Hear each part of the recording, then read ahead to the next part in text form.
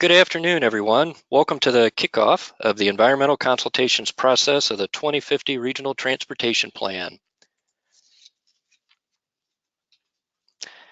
I'm Travis Miller, OKI's Regional Planning Manager, and I'm here with Margaret Menzner, Senior Planner at OKI, who will be joining a little later on. To those of you that we know and those of you that are involved for the first time, thanks for joining us today. If you have any comments or questions at any time during the presentation, we ask that you use the chat box feature of the webinar. We'll do our best to respond at the end of the webcast to questions as time allows. Otherwise, we'll be able to follow up individually with emails to respond to those questions. And of course, you can always contact either of us anytime by email or phone number, which is on the slide. At this point, we do have a quick poll we'd like you to respond to before we get things started. We're interested to see how many people of you may be viewing today's webcast in a group. So bear with me a second. And there we go. We'll open the poll up. If you can take just a moment and indicate your response. We'll leave this open for a couple minutes or a minute.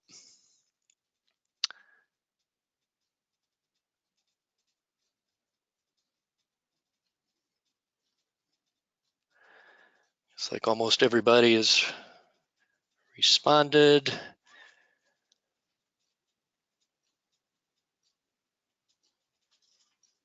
And it looks like, as we expected, the majority of you are individuals, but we do have a few folks that have paired together. So thanks for sharing that with us. It just helps us as we gauge the size of today's audience.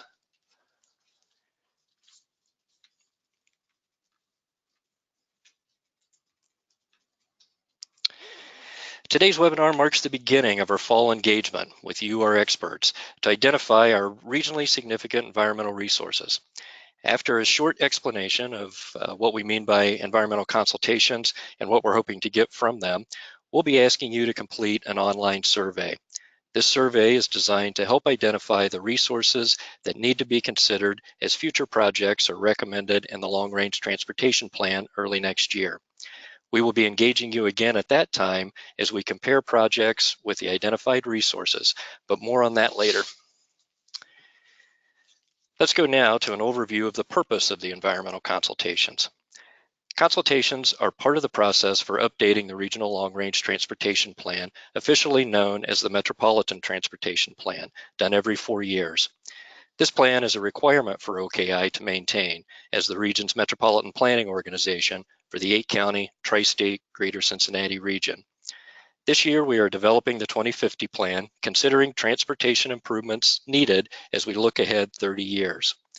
Once it's approved, the plan will determine which transportation improvements are eligible for federal funds. A project that's not in the plan won't be funded. Consultations are intended to result in better decisions for improving transportation and to help reduce negative and costly environmental impacts to our region. Each of you bring unique expertise and perspective for considering how resources can be impaired, how they can be protected, and how resource conditions and protection affect the public pocketbook. This process involves state and local agencies responsible for land use management, natural resources, environmental protection, conservation, historic preservation, and new to this round, emergency management agencies. So now we have another polling question, this time for everyone's benefit, just to see who else is participating today.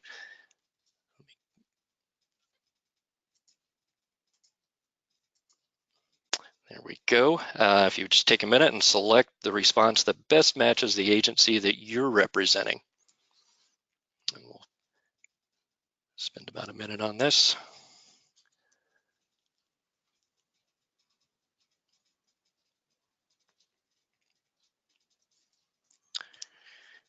All right, looks like everybody has chimed in, and over half of you today are representing local agencies.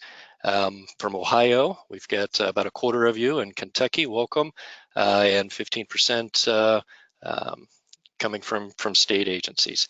The state agency State agency participants have developed conservation plans, maps, or inventories of natural or historic resources. Local agencies are from county or multi-county levels in the OKI region responsible for land use decisions, have environmental expertise, or emergency management responsibilities. So, what happens to the input you provide during consultations? Comments on individual projects and highlights from discussions will be summarized as a supplement to the plan. We'll also present this summary to the OKI's board prior to the plan's adoption. Portions may also be posted on OKI's website, specifically on the Green Space Program page, as it relates to regional environmental planning initiatives and activities. Your input will also be informing future OKI planning work over the next 4 years and beyond. Although not a federal requirement of this process, OKI uses your input to identify our own regional planning priorities and to help focus our efforts to advance the region in addressing concerns raised during this process. Now I'm going to turn the presentation over to Margaret, who will provide some recent examples of OKI work products that are outcomes of prior consultations and explain in detail how we will be getting your input for this year's consultations. Margaret?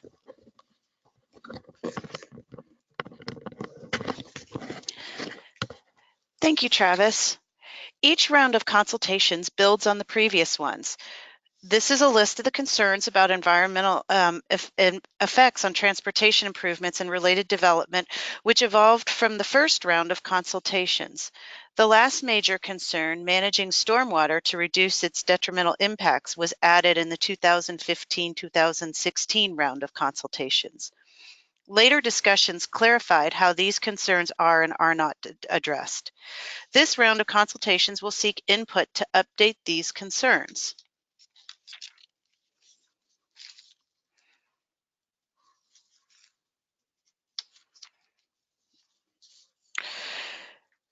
These are the suggestions and concerns from previous discussions.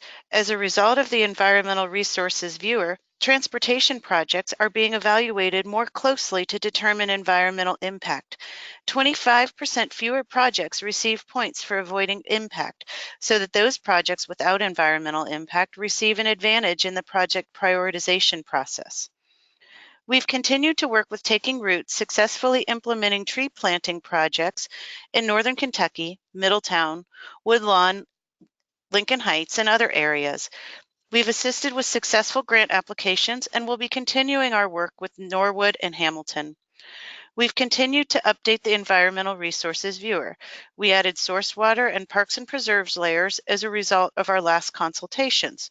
The GIS data for the Environmental Viewer has been updated, and we are now maintaining the authoritative version for the regional green space layer in GIS.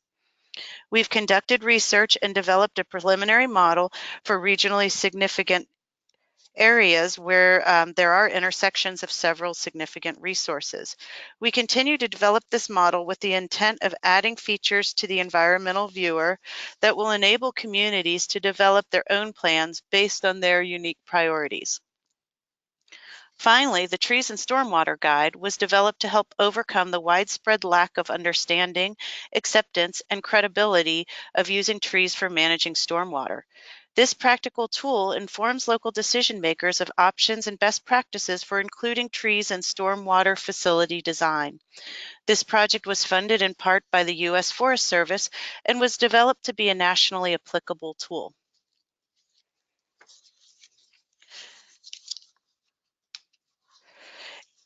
In preparation of the survey, I wanted to give you a quick overview of the Environmental Resources Viewer tool. This tool was developed as an outcome of previous environmental consultations so that significant environmental resources can be overlaid with transportation projects to see where they intersect. The tool can be used as a one-stop shop for red flag summary work and is available for anyone to use without login requirements. So I have a video here to go over. So to access the tool, you can go to the OKI main webpage, oki.org. Click on the Maps and App tab, and you'll see all the apps developed through OKI. You can see that OKI staff has been busy developing all kinds of apps. Click on the Environmental tab, and you can drill down to all the environmental apps. We have several great apps, including Trees and Stormwater and My Community's Water. We'll select the Environmental Resources viewer, and the viewer page opens up with some information about the viewer, and then you can click on the View Map to launch the application. You'll receive some more information and metadata information if you want to learn more about the layers. You can zoom in and out using the plus and minus and drag the map around to pan to the location that you desire. You can look at the different layers that are available. In this example, we're looking at the agricultural districts layer. You can click on the metadata to learn more about that layer set. And you can see there's several different layers that are available. The natural heritage data set is aggregated from Ohio, Kentucky, and Indiana state data sets. The data are aggregated by a 1-mile grid so that the number of records per mile are recorded. Yellow indicates 1 record found, while orange indicates 2 to 3 records found in the area, and 4 or more is red.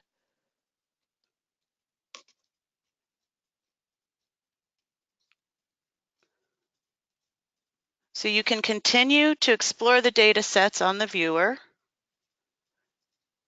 And again, all of these data sets have metadata associated with them, so you can learn more about where we got them.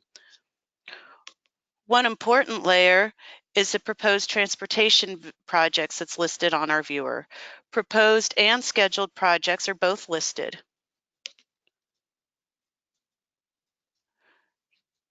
You can click on a project to learn more about where there's intersections with environmentally significant resources. As you can see, this project here has several different intersections that should be addressed. A quick note, if you accidentally click on something else without closing out the pop-up box, you will not get anything. So you need to make sure that you close the pop-up box and then click on the project. Now this scheduled project here has no intersections with environmentally significant resources.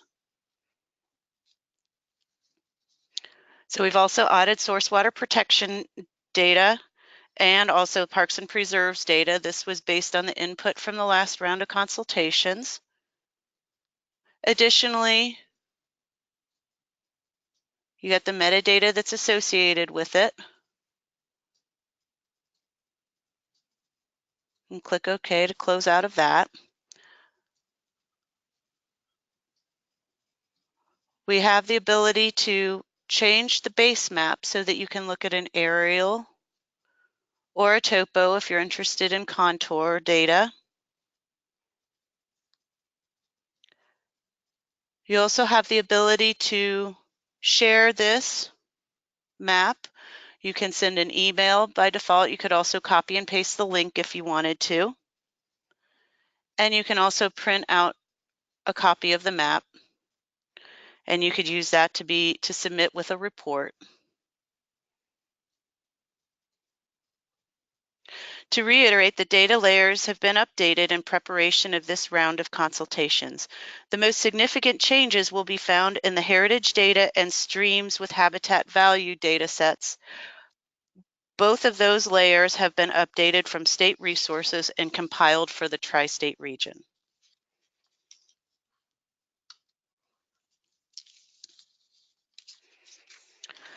So now we'll turn to you. The next step of consultations is an online survey. We'll email the link right after this webcast, and we hope that you'll respond as soon as you can and resist the temptation to put it off. The deadline for the survey is November 1st. Your input will help create a more comprehensive and more current understanding of transportation impacts and of the options for better environmental protection. This year, we are using Survey 123 for our survey. It's an Esri product, and I thought it would be helpful to familiarize you with the survey beforehand. You'll be given a link to the survey And when you get the link and click on it, the survey will appear. Survey questions are self-explanatory. There's some short answers and some click boxes. And one of the important things on here is we do have some ranking questions that are on, we'll go a little bit here. The ranking questions on the feasibility and criticalness of avoidance strategies. In this section, you'll scroll down and select the strategy that best represents the order. If you accidentally select the same strategy, you get an error message and you'll have to revise that accordingly. If you would like to add a specific site or area that needs consideration, there's a section on the question 16 where you answer yes. If you answer no, the subsequent questions will disappear. So to add a point, you add yes, and then you put in your concerns for the area or any other comments that you may have. You can set the location. Similarly, use the plus and arrows and drag and pan, just like in the Environmental Resources Viewer, to find the location. And if you have a second location, click the plus button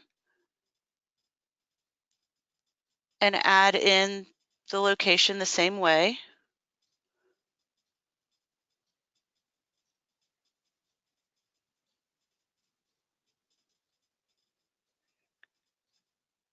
And when you're finished, you continue moving on to the rest of the survey. It is important that you put the name of your agency and your name so that we can, if we have any questions, we know where to go. And then when you're finished, hit submit, and you'll be given a confirmation screen.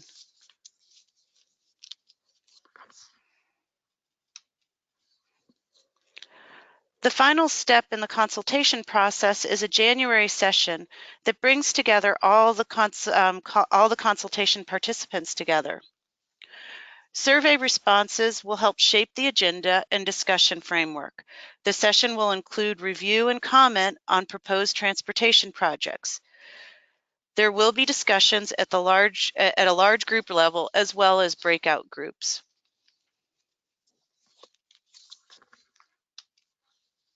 This ends our presentation, and we want to thank you all for your participation in OKI's consultation process. Please reach out to us if you have any questions, and we look forward to hearing from you and getting your feedback from the survey. We hope that you have a good rest of your day. Thank you.